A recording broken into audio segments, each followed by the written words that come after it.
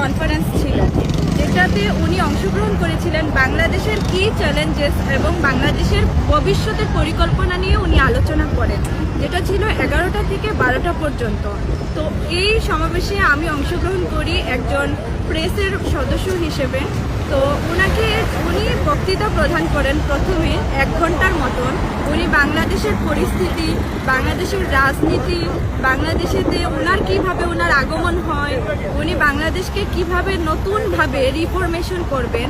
তো উনি সেখানে বাংলাদেশের কিছু কি পয়েন্টস নিয়ে কথা বলেন, যার মধ্যে প্রথম ছিল রিফরমেশন।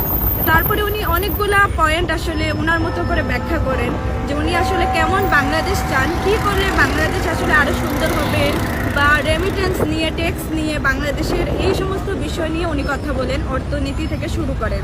তো তারপরে যখন প্রশ্ন উত্তর পর্ব আসে, তখন আমি ওনাকে প্রথম প্রশ্ন করার সুযোগ পাই এবং আমি ওনাকে একটা প্রশ্ন করি।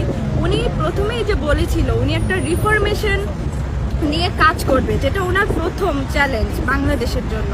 তো তখন আমি ওনাকে ওই রিফরমেশন এজেন্ডা থেকে একটা প্রশ্ন করি, যে যেখানে উনি ঢাকায় 8 আগস্ট 2024-এ এসে উনি প্রথমেই বলেছিলেন যে আমার মেইন চ্যালেঞ্জেস হচ্ছে বাংলাদেশের সবাইকে ঐক্যবদ্ধ করা।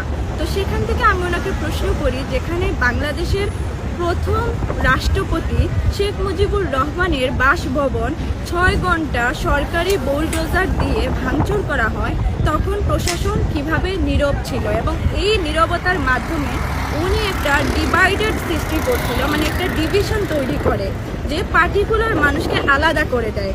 তাহলে ওই পার্টিকুলার মানুষকে আলাদা করে ওদেরকে বাদ দিয়ে উনি কিভাবে রিফরমেশন বা ওই যে উনি ঐক্যবদ্ধ করবে সবাইকে, সেটা উনি কিভাবে করবে, এবং উনি কি শুধুমাত্র ওই পার্টিকুলার মানুষদেরকে বাদ দিয়ে বাকি অর্ধেকের জন্য উপদেষ্টা হয়েছেন, এরকম একটা প্রশ্ন করি, যে প্রশ্নটা উনি আসলে ছুঁতে পারেননি এবং উনি যে উত্তরটা দেয় সেটা উনি ওনার মতো করে আসলে ব্যাখ্যা করেন, যেটা আমার প্রশ্নকে উনি টাচই করতে পারেন।